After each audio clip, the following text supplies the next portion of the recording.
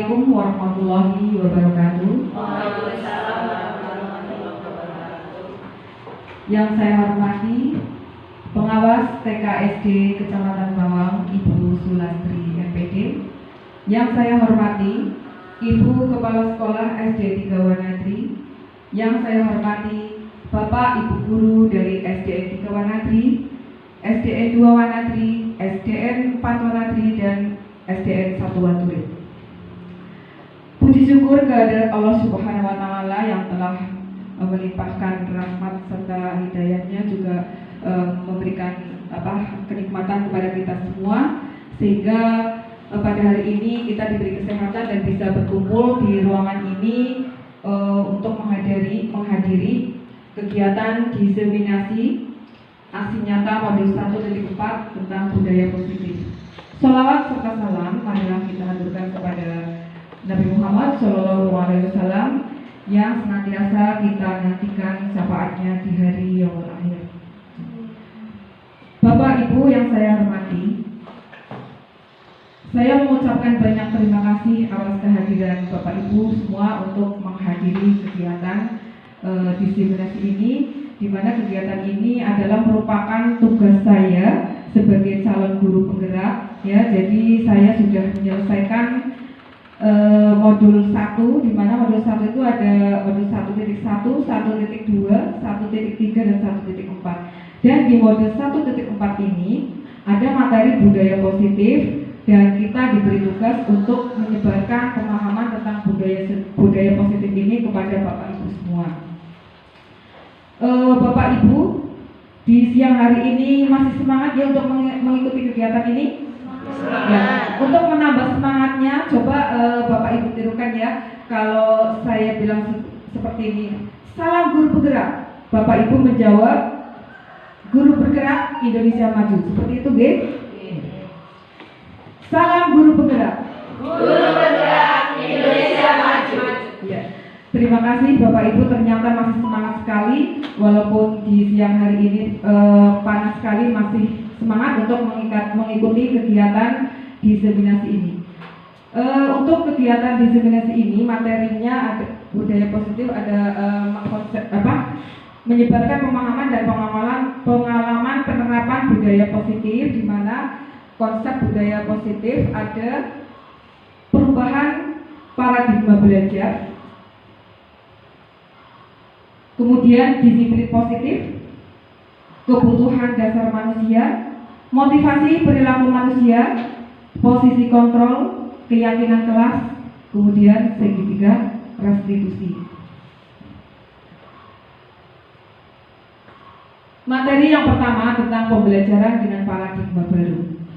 Ya, pembelajaran dengan paradigma baru dirancang berdasarkan pembelajaran yang berdiferensiasi, sehingga setiap siswa belajar sesuai dengan kebutuhannya berdasarkan tahap perkembangan sesuai teori psikologi untuk mewujudkan profil pelajar Pancasila. Nah, pembelajaran dengan paradigma baru ini berdasarkan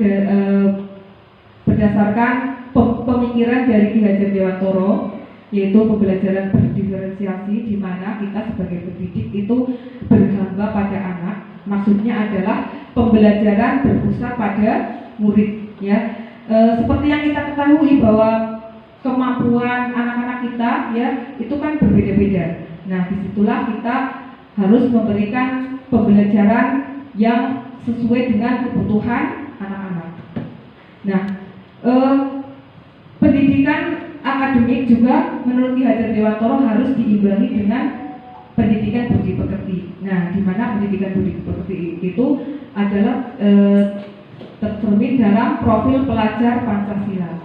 Seperti yang Bapak Ibu ketahui, ya, ada berapa dimensi profil pelajar Pancasila? 5 atau 6? 6 ya. 6. Beriman dan bertakwa kepada Tuhan Yang Maha Esa, mandiri, gotong royong, berkebinekaan global, bernalar kritis, dan kreatif. Ya. Selanjutnya untuk disiplin positif. Disiplin positif ya, dalam budaya kita makna kata disiplin itu dimaknai menjadi sesuatu yang dilakukan seseorang pada orang lain untuk mendapatkan kepatuhan. Ya, kita cenderung menghubungkan kata disiplin dengan ketidaknyamanan, suatu keharusan mematuhi aturan. Itu selama ini pengertian kita tentang disiplin ini. Jadi disiplin itu berdasarkan peraturan.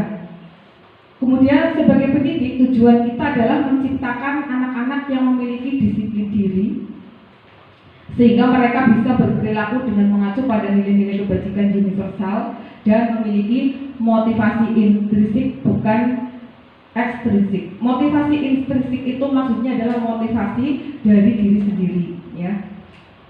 Nah, disiplin positif, pengertian disiplin positif itu merupakan salah satu cara penerapan disiplin yang bertujuan untuk menumbuhkan kesadaran dan memberdayakan murid untuk melakukan sesuatu atas keinginan sendiri tanpa sokongan, ancaman maupun hukuman. Itu pengertian disiplin positif.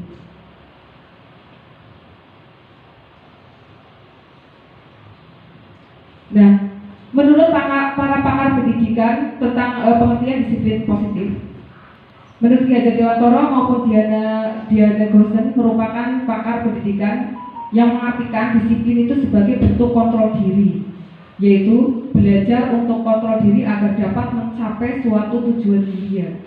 Ya, nilai-nilai kebajikan adalah sifat-sifat manusia yang merupakan tujuan mulia yang akan dicapai. Kemudian muncul teori kontrol. Menurut para tokoh, ya, Dr. William Glasser itu menyatakan bahwa setiap perbuatan memiliki tujuan.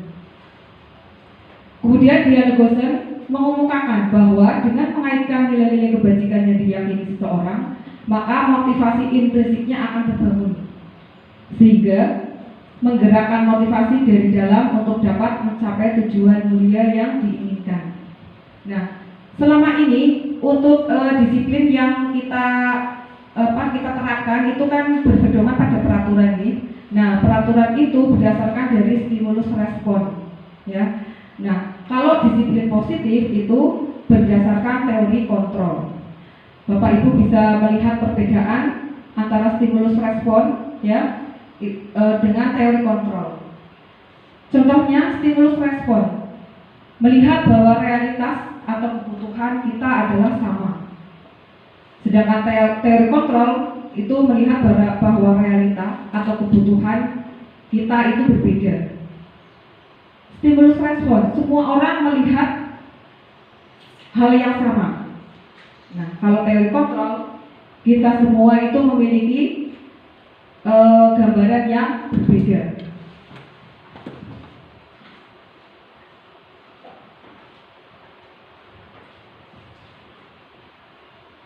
Terus selanjutnya, stimulus respon, kita mencoba mengubah orang agar berpandangan sama dengan kita. Peraturan kan seperti itu ya, harus sesuai dengan peraturan yang kita adakan. Terus kalau teori kontrol, kita berusaha memahami pandangan orang lain tentang dunia. Nah, stimulus respon, perilaku buruk dilihat sebagai suatu kesalahan. Ya, kalau teori kontrol, semua perilaku memiliki tujuan, ya, baik buruk maupun benar itu semua perilaku adalah memiliki tujuan. Kemudian stimulus respon, orang lain mengontrol saya, sedangkan teori kontrol hanya Anda yang bisa mengontrol diri Anda. Sekarang coba Bapak Ibu bayangkan sebagai gambaran tentang kontrol diri. Bapak Ibu bayangkan di dalam genggaman tangan Bapak Ibu itu ada sesuatu yang sangat berharga. Nah, sesuatu yang sangat berharga itu kemudian akan dibuka oleh seseorang, dan seseorang itu pun dengan sekuat tenaga ingin membuka kepala tangan itu. Kira-kira bisa membuka apa tidak Bapak Ibu? Yang punya sesuatu sangat berharga itu mempertahankan dengan sekuat tenaga. Terus yang ingin mencoba membuka juga ingin mencoba membuka dengan sekuat tenaga. Kira-kira bisa dibuka apa tidak? Bisa. Ya, yang hanya bisa membuka kepala itu yang diri kita sendiri, ya apa tidak? Tetap dipertahankan, sekuat tenaga dipertahankan. Kalau kita tidak ingin membuka ya tidak, ya kan seperti itu ya. Ya, yang bisa membuka dan menutupnya itu hanya kita sendiri. Nah, itu sebagai gambaran tentang kontrol. Jadi hanya diri kita sendiri yang bisa mengontrol diri kita sendiri, bukan orang lain. Kalau selama ini peraturan kan berarti yang mengontrol orang lain, ya?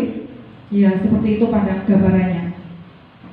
Terus kemudian saya bisa mengontrol orang lain, Anda tidak bisa mengontrol orang lain, itu sama seperti tadi, ya gambarannya. Kemudian pemaksaan ada pada saat bujukan gagal. Ketika anak melakukan kesalahan, kita sudah membujuk, ya. Kemudian anak tetap tidak mau, ya, tidak mau melaksanakan apa yang kita perintahkan. Akhirnya kan dipaksa, seperti itu kan, ya? Iya, itu stimulus respon yang mengacu pada aturan peraturan. Kemudian kalau teori kontrol, kolaborasi dan konsensus menciptakan pilihan-pilihan baru. Jadi kalau teori kontrol, walaupun anak salah itu tetap kita bersama-sama mencari jalan bagaimana untuk memperbaiki kesalahan itu. Ya. Terus selanjutnya, nah, Bapak Ibu pasti selama ini sering mendapati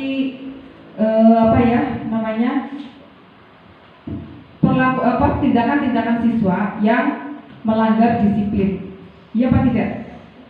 Nah, anak-anak yang melanggar disiplin itu mungkin karena mereka kebutuhan dasarnya itu tidak tercukupi. Nah, kita akan belajar tentang kebutuhan dasar manusia, ada 5. Ya, yang di tengah sendiri itu bertahan hidup. Kebutuhan dasar bertahan hidup berarti itu kebutuhan dasar yang paling utama, ya. Terus kemudian kebutuhan dasar kasih sayang dan rasa diterima, kebutuhan dasar penguasaan, kebutuhan dasar kebebasan, kebutuhan dasar kesenangan. Untuk kebutuhan dasar bertahan hidup, contohnya tercukupi kebutuhan pokok, makanan, pakaian, tempat tinggal, kesehatan, seperti itu, ya. Misalnya ada anak-anak yang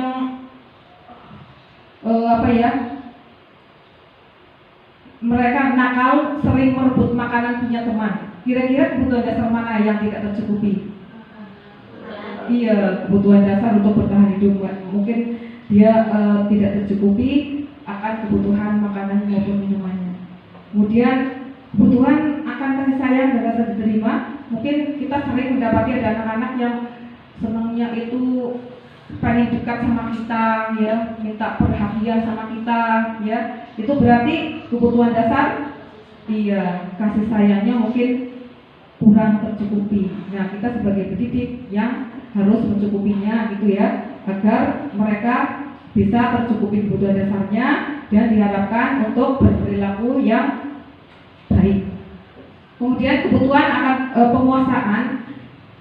Anak-anak juga mereka butuh untuk diakui bahwa mereka itu berprestasi, ya, mempunyai harga diri. Kemudian mereka juga butuh pengakuan kalau mereka itu mampu untuk memimpin. Itu namanya kebutuhan dasar akan penguasaan, ya. Selanjutnya kebutuhan dasar kebebasan, ya. Kebutuhan dasar kebebasan itu contohnya mereka butuh akan kemandirian, terus memiliki pilihan, ya, mencoba hal baru. Selanjutnya kebutuhan akan kesenangan, contohnya bermain, antusias, tertawa, humor. Mungkin kita sering mendapati kalau di kelas itu, ya, kita kepengen fokus pembelajaran tapi malah anak-anak pengennya nyanyi, bermain, gitu, ya. Mungkin karena mereka memang kebutuhan akan bermainnya itu kurang, gitu, ya. Nah, itu tentang kebutuhan dasar manusia. Selanjutnya motivasi perilaku manusia. Motivasi merupakan dorongan yang timbul pada diri seseorang secara sadar atau tidak sadar untuk melakukan kegiatan dengan tujuan tertentu, ya. Ada 3 motivasi perilaku manusia. Di antaranya adalah yang pertama, menghindari ketidaknyamanan dan hukuman. Contohnya, murid melakukan disiplin diri karena ia takut dihukum. Ini merupakan motivasi takut dihukum, berarti ini merupakan motivasi dari luar, ya, motivasi ekstrinsik. Kemudian mendapat imbalan atau penghargaan dari orang lain. Contohnya murid melakukan disiplin karena ingin mendapat imbalan. Ini juga merupakan motivasi ekstrinsik dari luar. Kemudian menghargai diri sendiri dan nilai-nilai yang dipercaya. Contohnya murid melakukan disiplin diri karena sadar akan nilai kebajikan dirinya. Ini merupakan motivasi dari dalam atau motivasi intrinsik. Nah, mungkin Bapak Ibu kita semua ya, kalau kita melakukan kita melaksanakan kedisiplinan, ini motivasi yang mempengaruhi Bapak Ibu kira-kira yang mana? Ada 3 motivasi. Kira-kira yang mana? Kalau Bapak Ibu sendiri, misalnya kita kan harus disiplin ya, bekerja harus disiplin. Itu motivasi yang mana? Karena menghindari ketidaknyamanan. Iya, berarti menghargai diri sendiri dan nilai-nilai yang dipercaya bahwa kita memang orang yang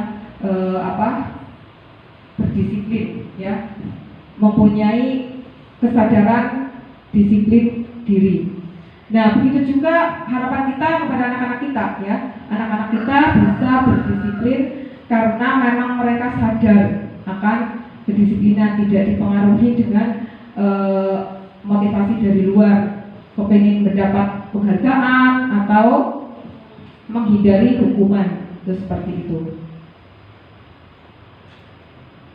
Selanjutnya ada konsep disiplin dengan identitas gagal ya. Ini ada 2, hukuman dan penghargaan. Konsep disiplin dengan identitas gagal ya. Hukuman itu menyakitkan perasaan maupun fisik. Iya apa tidak? Iya ya. Kemudian tidak nyaman, murid menjadi takut. Kemudian murid membenci peraturan.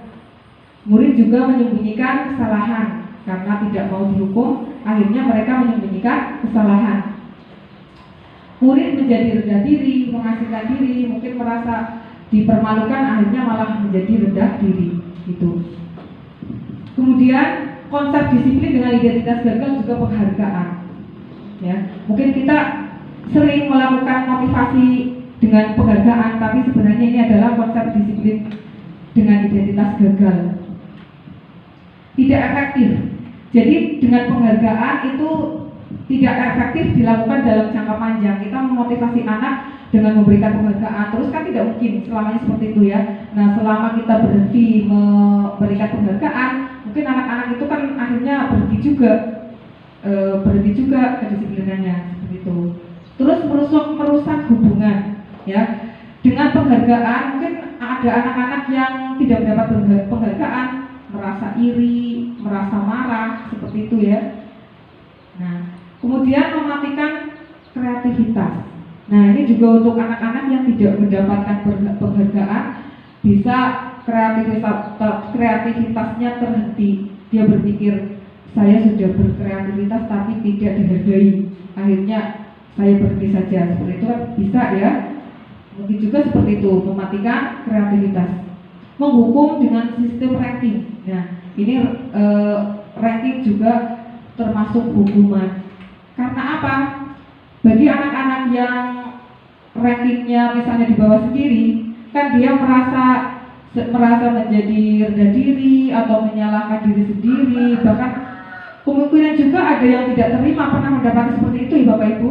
Karena dulu saya juga pernah mengalami seperti itu. Nah, ini ranking juga seperti hukuman ya, hukuman bagi diri sendiri. Kemudian merampas hak menghargai diri sendiri. Itu tadi bagi anak-anak yang tidak mendapatkan penghargaan, merasa dirinya itu kurang pintar, itu kan berarti kurang menghargai diri sendiri. Itu begitu ya. Ini konsep disiplin dengan identitas gagal. Tapi ada juga konsep disiplin dengan identitas sukses. Nah, tentunya kita sebagai pendidik menginginkan yang terbaik ya. Nah, kalau menginginkan yang terbaik, tentunya kita akan menggunakan konsep disiplin dengan identitas sukses. Di antaranya adalah konsekuensi dan restitusi. Konsekuensi penguatan jangka pendek ya, perlu monitoring berkelanjutan, ada stimulus respon, murid jadi menghormati peraturan, kemudian kehilangan waktu untuk merenungi kesalahan. Itu konsep disiplin dengan konsekuensi, ya. Jadi untuk konsekuensi stimulus respon ketika anak melakukan pelanggaran atau kesalahan, kita berikan konsekuensi itu tapi yang nyambung begitu ya. Misalnya begini, pelajaran olahraga sedang dilaksanakan, olahraga baru saja pemanasan berlari mengelilingi lapangan 5 kali misalnya. Terus ada anak yang terlambat, padahal ada peraturan tidak boleh terlambat sekolah ya. Nah, kalau dengan konsekuensi ya, itu berarti dia diberikan konsekuensi tapi yang nyambung dengan kegiatan tersebut. Tadi kan habis pemanasan keliling lapangan 5 kali. Nah, kemudian karena terlambat dia disuruh mengelilingi lapangan 5 kali. Itu namanya konsekuensi, bukan hukuman ya. Kemudian restitusi. Dengan restitusi anak menjadi bertanggung jawab dengan perilakunya. Dia menghormati diri dan orang lain, ya. Teori kontrol, bahwa dia meyakini kalau dirinya itu yang memegang kontrol. Kemudian murid menjadi bersemangat memperbaiki kesalahan. Itu konsep disiplin dengan identitas sukses. Tentunya kita ingin menerapkan disiplin dengan konsep disiplin identitas sukses, gitu. Ya berarti kita tidak memakai hukuman lagi, pakainya apa? Konsekuensi dan restitusi gitu. Ya. Selanjutnya, konsep disiplin pendekatan restitusi.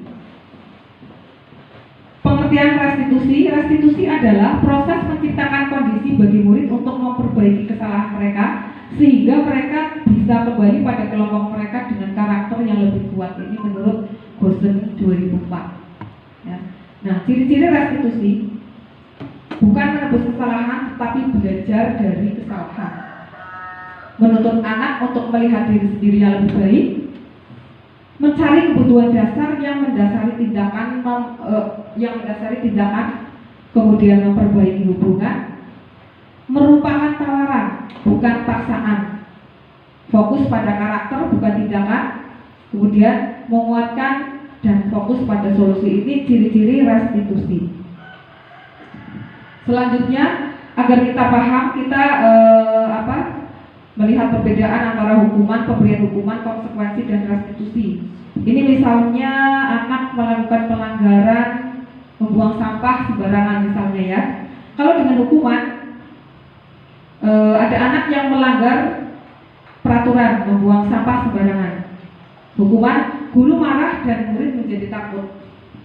Kemudian guru menghukum dengan menyuruh push up 10 kali. Itu kan tidak nyambung, itu namanya hukuman. Berbeda lagi, push up 10 kali bisa jadi konsekuensi kalau itu kegiatannya masih nyambung seperti yang tadi saya jelaskan ketika olahraga itu ya. Tapi ketika kegiatannya sudah tidak nyambung, itu namanya sudah hukuman. Terus kemudian konsekuensi. Nah, ini konsekuensi. Tadi kan membuang sampah sembarangan ya. Konsekuensinya adalah guru memberikan konsekuensi untuk membersihkan sampah di sekitar lingkungan sekolah. Nah, ini berarti konsep disiplin dengan identitas sukses. Kemudian guru tegas, tetap tegas ya, memberikan konsekuensi dan siswa pun akhirnya menghormati peraturan. Selanjutnya restitusi. Nah, ini yang paling yang paling baik, yang paling bagus untuk diterapkan adalah restitusi. Yang pertama, guru menanyakan keyakinan kelas atau dirinya dan membantu siswa untuk menyelesaikan masalahnya. Guru terbuka dan siswa menghormati dirinya dan orang lain. Sudah agak paham ya Bapak Ibu tentang hukuman, konsekuensi, dan restitusi?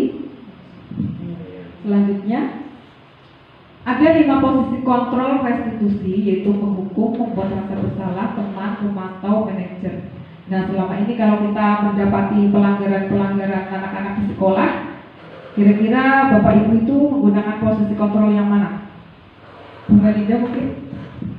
Menggunakan yang mana? Memantau. Iya, pemantau. Apalagi selain pemantau? Teman. Kalau selama ini saya jujur, Ini saya sebagai penghukum pernah, ya. Contohnya saya ingat itu waktu ada anak yang tidak disiplin ketika upacara, terus saya memberikan hukuman kepada mereka untuk hormat kepada bendera 5 menit. Itu kan sudah hukuman. Pernah saya melakukan itu penghukum. Membuat rasa bersalah juga pernah. Misalnya begini, sudah dibilang berkali-kali kamu seperti itu, kamu gak kasihan sama bu guru ya, nanti bu guru dimarahi kepala sekolah. Nah kan anak jadi merasa bersalah. Itu saya juga pernah seperti itu. Kira-kira bapak ibu pernah? Pernah ya. Ya jadi kita saling mengoreksi diri. Sebagai teman juga pernah.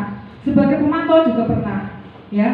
Karena kita sebagai pendidik menginginkan yang terbaik untuk anak-anak agar mereka itu disiplin gitu kan, patuh dengan aturan. Nah kalau sebagai manajer belum.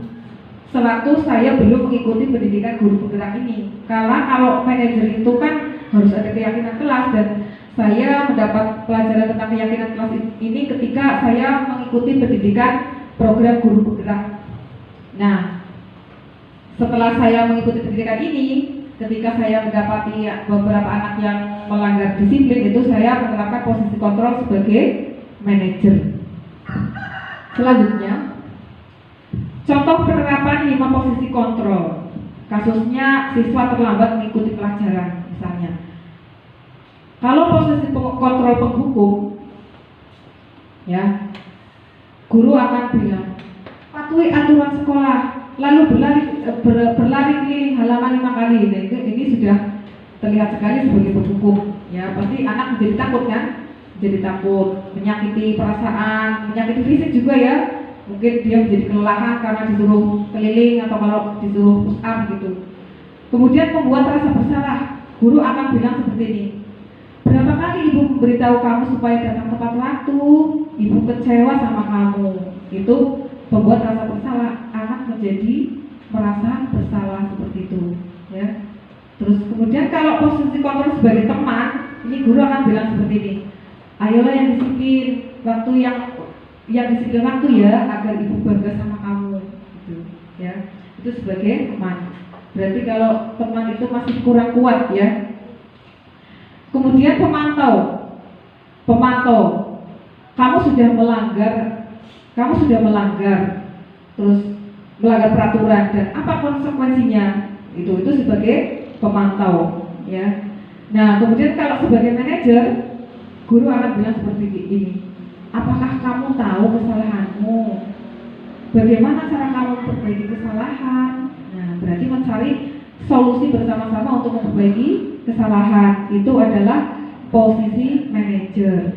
Itu sudah agak lebih paham nih Bapak Ibu tentang posisi kontrol ini ya? Iya. Kira-kira akan memakai yang mana Bapak Ibu kalau mendapati pelanggaran, anak-anak melanggar disiplin, akan menerapkan posisi kontrol yang mana? Manajer, iya. Saya juga ya, iya, mencari solusi, betul. Jadi seperti ibu pengawas yang tadi sampaikan, kalau dengan restitusi itu dia tidak ada anak yang bersalah. Semua perbuatan itu ada tujuannya, gitu. Baik perilaku buruk maupun baik ada tujuannya. Nah, kemudian kalau kita menerapkan posisi kontrol sebagai manajer, kita kan juga harus berpedoman dengan keyakinan kelas.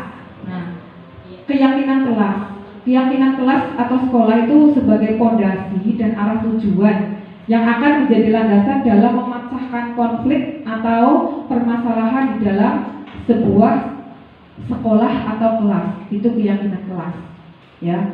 Mengapa keyakinan kelas bukan peraturan? Ya. Coba Bapak Ibu jawab pertanyaan-pertanyaan berikut ya.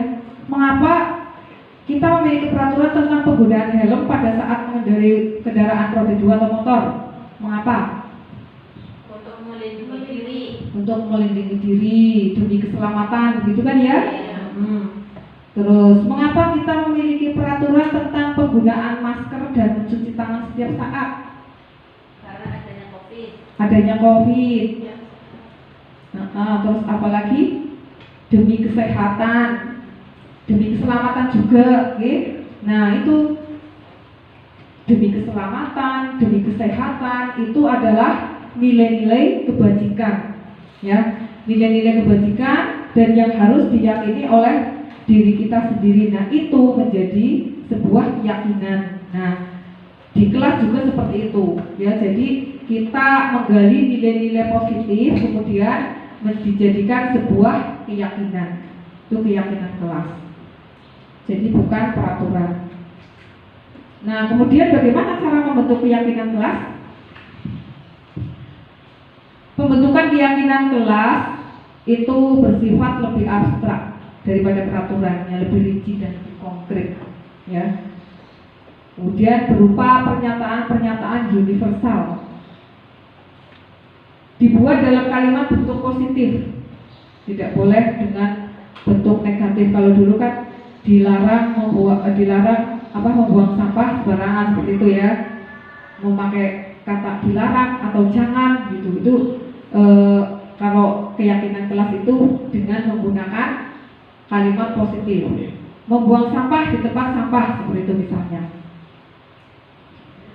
Semua berkontribusi dalam pembuatan keyakinan kelas. Jadi kita semuanya itu mempunyai pendapat, baik murid atau guru. Kita bersama-sama membuat keyakinan kelas. Kemudian setelah kita menemukan keyakinan-keyakinan kita itu, kemudian disepakati apa yang akan kita terapkan untuk penerapan disiplin kita melalui keyakinan kelas itu.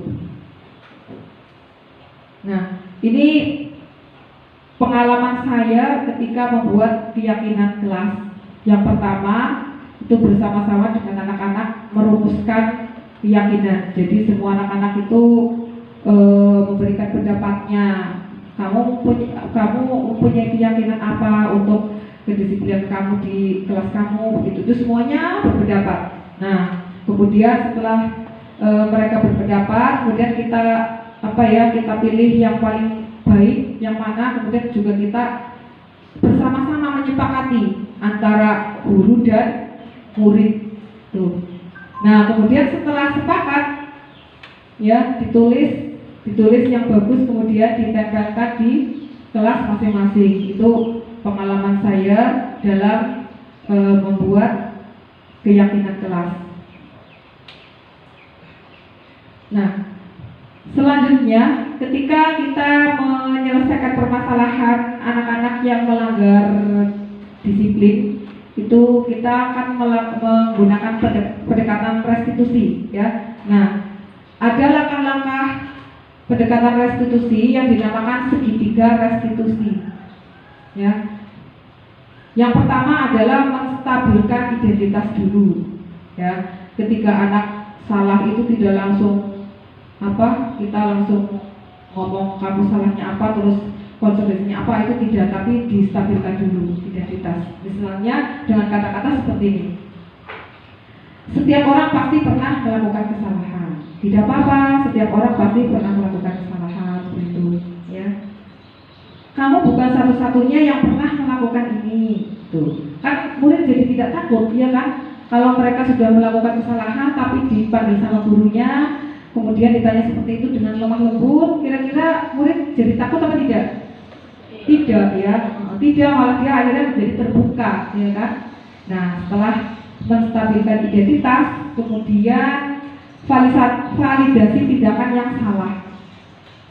Contohnya dengan menanyakan seperti ini: kamu tentu punya alasan mengapa melakukan itu, gitu.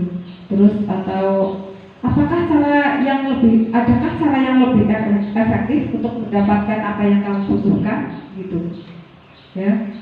Misalnya ada anak yang suka berebut makanan gitu temannya ya, ditanya begitu, apakah ada cara yang lebih untuk mendapatkan apa yang kamu butuhkan, gitu ya. Terus kemudian setelah ditanya seperti itu, kemudian anak menjawab yang sebenarnya, berarti ya motivasi apa mereka melakukan tindakan seperti itu, mereka menjawab dengan jujur. Nah, setelah itu kita baru menanyakan keyakinan ya. Ketika mereka sudah mengakui melakukan pelanggaran apa, kemudian ditanya keyakinan kelas apa yang telah kita sepakati, gitu. Nah, mereka kan akhirnya tahu, oh jadi mereka tahu dengan sendirinya sudah melanggar kesepakatan. Atau bisa juga tanya, kamu ingin menjadi orang yang seperti apa? Nah, itu contoh penyelesaian masalah dengan segitiga restitusi, ya. Nah, terus selanjutnya ini untuk penutup ya. Jadi dalam penerapan program disiplin positif itu hendaknya guru memiliki standar kepribadian, profesional dan sosial yang baik, di mana guru mampu berefleksi pada posisi kontrolnya saat ini bagaimana perjalanan dirinya sebagai seorang among atau manajer yang menuntut murid menjadi insan yang mandiri, merdeka dan bertanggung jawab. Ini menurut standar pendidikan nasional.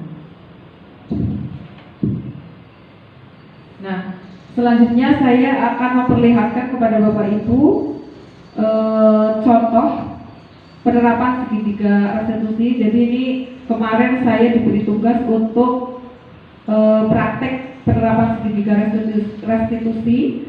Ada 2 kasus.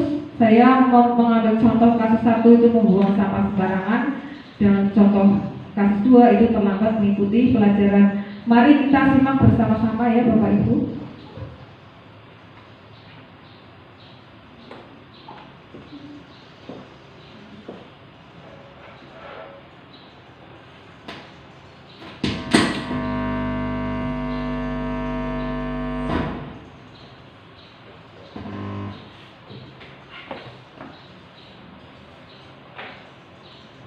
Tadi saya mendapat laporan dari teman-temanmu, katanya kamu membuang sampah sembarangan. Iya benar, saya membuang sampah sembarangan. Ya, tidak apa-apa, kita bisa menyelesaikan masalah ini ya. Karena apa alasan membuang sampah sembarangan? Jadi saya lagi makan siang, terus membuang sampah, tapi di kita saya nggak ada tempat sampah. Oh iya, kamu kan di mana? Di halaman Bu. Di halaman. Bukankah di setiap teras kelas ada tempat sampahnya? Iya Bu. Iya, sekarang kamu juga kamu ingat keyakinan kelas kamu yang berhubungan dengan membuang sampah sembarangan itu apa? Membuang sampah ada di tempatnya. Iya, membuang sampah di tempat sampah. Berarti tindakan itu sudah sesuai dengan keyakinan kelas kamu belum? Belum sesuai ya. Kalau begitu kamu bersedia memperbaikinya. Bersedia Bu. Bersedia. Kalau kamu bersedia memperbaiki kesalahan kamu, ingin menjadi orang seperti apa kamu? Menjadi orang yang bertanggung jawab, berhadap, Ya. kebersihan kelas dan lingkungan. Iya, bagus sekali ya. Nah, berarti mulai besok kamu akan menjadi anak yang bertanggung jawab dengan lingkungan kelas kamu dan lingkungan sekolah kamu ya. Bagus sekali ya. Semoga kamu bisa seterusnya bersikap seperti itu ya Mas ya. Terima kasih Sarah. Kamu boleh ke kelas lagi. Assalamualaikum warahmatullahi wabarakatuh. Saya Maisha Farah Marini, siswa kelas 6 dari SDN di Bawah Negeri. Tadi saya membuang sampah sembarangan, tapi tidak dihukum. Saya senang sekali. Saya hanya disuruh memperbaiki kesalahan saya, berjanji akan menjadi anak yang bertanggung jawab dan dengan kebersihan kelas dan lingkungan sekolah. Terima kasih Bu Yuki. Assalamualaikum warahmatullahi wabarakatuh. Itu contoh penerapan segitiga restitusi yang satu, kemudian yang kedua.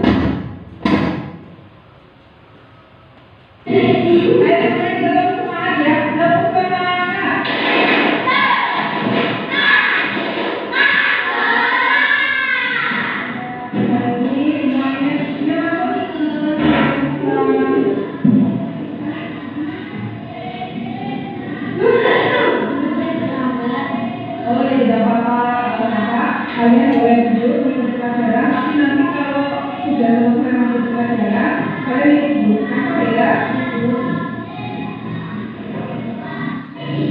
Maka kenapa hari ini kamu bisa sampai terlambat? Saya maunya siaran. Iya, kamu hari ini sampai mengikuti pelajaran ya. Tidak apa-apa ya, waktu sekolah pernah ya, siaran dan terlambat mengikuti pelajaran. Nah, sekarang alasanmu apa bisa sampai terlambat? Sekarang saya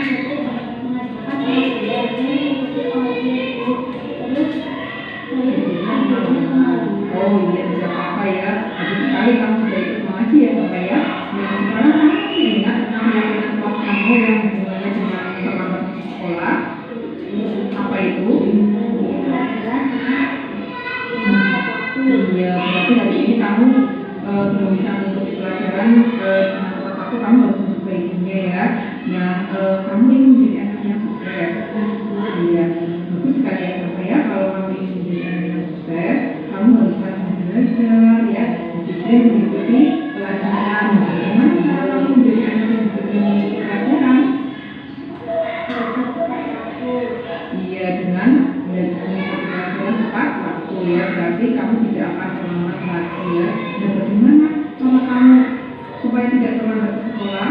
Besok saya akan melakukan sekolah dan juga kegiatan. Iya, bagus sekali ya. Kemudian saya fokus selanjutnya, kamu tidak akan terlambat sekolah lagi dan bisa mengikuti pelajaran dengan tepat waktu. Terima kasih ya Tante ya. Kamu boleh pulang sekolah. Assalamualaikum.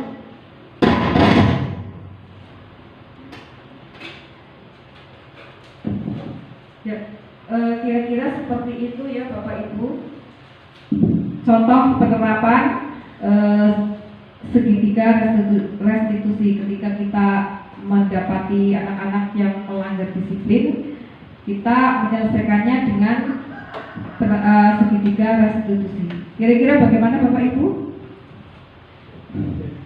Akankah seperti itu ketika kita Bapak Ibu mendapati anak-anak yang melanggar disiplin, akan menyelesaikannya dengan pendekatan restitusi? Iya, berarti tidak memakai hukuman lagi ya. Iya. Nah, jadi iya ini adalah di penghujung kegiatan ya. Contoh penerapan segitiga restitusi, semua materi sudah saya sampaikan ya. Saatnya refleksi pada kegiatan diseminasi ini. Bagaimana perasaan Bapak Ibu ketika mengikuti kegiatan ini? Kemudian pelajaran apa yang diperoleh dari pemaparan saya tentang budaya positif? Kemudian apa yang akan diterapkan di sekolah Bapak Ibu semua? Silakan siapa yang mau berefleksi dulu dari ada 3 wanadri, 2 wanadri, 4 wanadri atau 1 waturid. Dari Pak Farhan dulu mau Pak? Maju. Boleh maju. Mas saya jelaskan.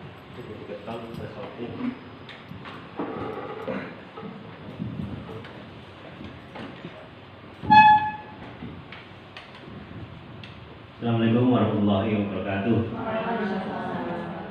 Alhamdulillahirobbilalamin. Syukur Allah Subhanahu wa taala. Pada hari ini kita diberi kekuatan, kesehatan dan rezeki yang berlimpah. Selanjutnya di sini saya mau sedikit mengungkapkan apa yang saya ikuti dari pemaparan Ibu Sri Yati SPD MPD. Ada begini, saya tadi mendengar dengan sedikit sama dan dalam tempo yang singkat-singkatnya dengan penyerapan yang sudah artinya karena daya tangkap begitu lemah. Oh, gitu ya. Yang saya garis bawahi, artinya yang saya masih ingat itu segitiga restitusi. Kalau dalam penerapan sehari-hari saya mungkin karena tergantung kondisi, situasi dan sebagainya, saya sering menerapkan yang hukuman hukuman pacil lah ya. Verbal ya istilahnya. Ternyata di dunia guru calon penggerak itu sangat dihindari Bu ya. Iya, dan saya tahu bahwa ada metode restitusi itu sangat baik sekali. Artinya mengatasi masalah tanpa masalah. Tapi ini bukan pegadaian ya. Artinya kita menyelesaikan masalah, tapi anak tidak terakibat trauma atau takut.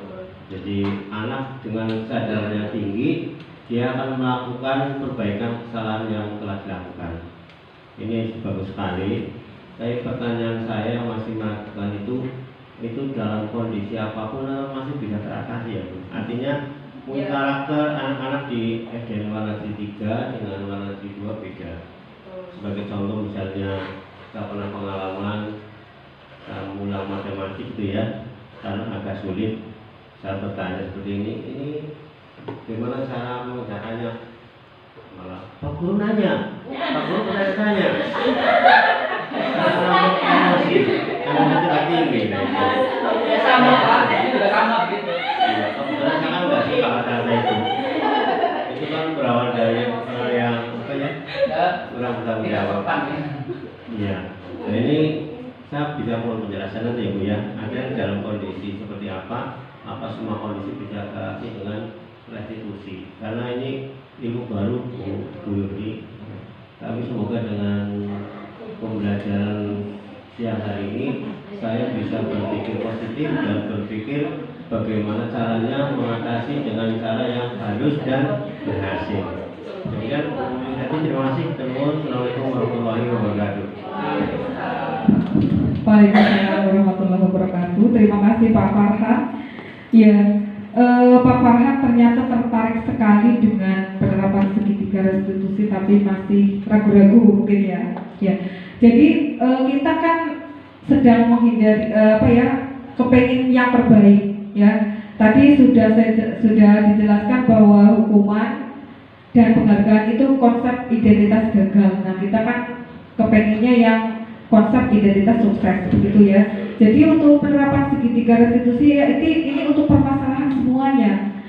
Nah, nanti ketika kita sudah melakukan pendekatan restitusi tapi masih belum berhasil, yaitu kembali lagi ke anak-anak. Memang menurut Ki Hajar Dewantoro itu kan sebagai guru kita kan hanya menuntun kodrat anak begitu kan ya. Seperti diibaratkan seorang petani itu menanam tanaman ya di lahan ya. Dia mempunyai misalnya bibit jagung ditanam di lahan yang subur, kemudian dirawat ya, dijaga, kemungkinan kan tumbuh subur gitu ya, hasilnya juga bagus. Tetapi apakah akan berubah menjadi padi?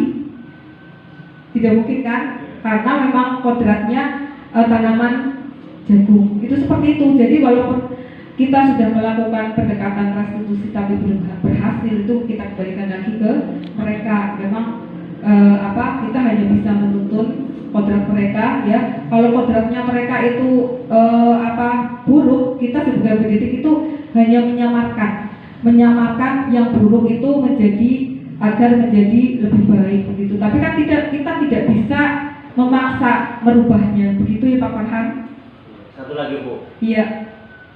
Kita kan punya standar ganda lah ya, dalam arti kalau kita sebagai orang sipil ini kan pakai ini bagus sekali, tapi ternyata keberhasilan yang kita lihat di Indonesia itu kan secara militer. Sebagai contoh, kalau ketika kita latihan militer minimal satpam, kalau kita salah kan digebuki satpam dan sebagainya, dan itu hasilnya sementara di Indonesia itu masih rating yang tinggi gitu dibanding dengan yang halus gitu. Iya. Ini mungkin kalau restitusi ya tidak berlaku untuk militer mungkin ya. Nah, ini untuk pendekatan restitusi sementara yang saya tahu itu untuk pendidikan, terutama kita menerapkan disiplin kepada anak-anak dengan menghindari hukuman, karena hukuman itu seperti yang Pak Farhan bilang itu kan bisa menyebabkan trauma bagi mereka ya. Ini itu seperti itu ya. Bisa ada lagi? Tidak ya. Nah, satu lagi kesempatan saya ingin Bapak Ibu untuk merefleksi kegiatan hari ini ya. Perasaan Bapak Ibu mengikuti kegiatan hari ini, bagaimana perasaannya? Kemudian pelajaran apa yang didapat dari kegiatan ini? Kemudian apa yang akan diterapkan di sekolah Bapak Ibu dari SD 2 Wanatri tadi sudah, dari SD 3 Wanatri atau 4 Wanatri, Pak Habib atau Bu Melinda atau Bu Melisa? Nah, Bu Melinda mungkin ya. Bu Melinda, perasaannya bagaimana mengikuti kegiatan ini Bu? Terus pembelajaran apa yang didapat? Kemudian apa yang akan diterapkan? Monggo Bu Melinda.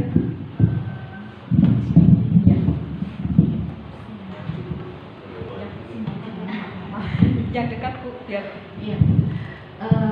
Langsung aja Bu. Ya, Menurut saya pribadi dengan adanya kegiatan seperti ini, saya sendiri merasa senang karena kita jadi tahu, jadi lebih berpengalaman, dan kemungkinan nanti kita juga akan menerapkan